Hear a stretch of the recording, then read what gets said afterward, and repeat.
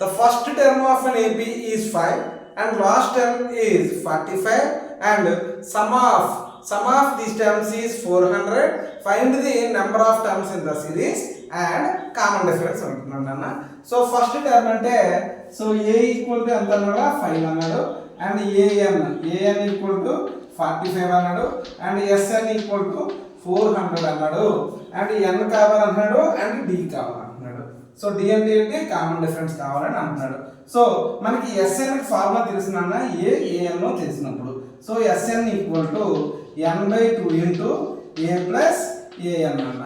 SN ఎంతన్నా 400 equal to n/2 into ఏ అంటే ఎంతన్నా 5 ప్లస్ 45 అన్న.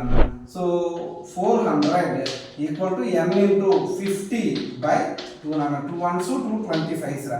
ఈ 25 తీసుకొద్దాం అంటే n ఈక్వల్ టు 400/25 రా. 4 ఎంతన్నా 16 అన్న. n ఈక్వల్ టు ఎంత 16 రా. అంటే n వాల్యూ ఎంతన్నా 16 అంటే ఎన్ని టర్మ్స్ ఉన్నాయా 16 టర్మ్స్ అనేవి ఉన్నాయి నాన్న. సో ఇప్పుడు ఏంటి మనం d వాల్యూ కావాలన్నా. నాన్న ఇది an ఈక్వల్ టు 45 అంటే a 16 ఈక్వల్ టు 45 కదరా అంతే కదా.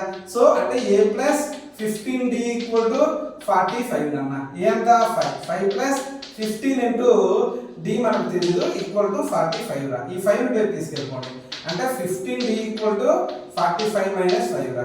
సో 15d ఈక్వల్ టు 40 నాన్న. సో d ఈక్వల్ టు 40/15 రా. సో 5 3s 5 8s రా. కామన్ డిఫరెన్స్ ఎంత నాన్న 8/3 నాన్న. ఓకేనా.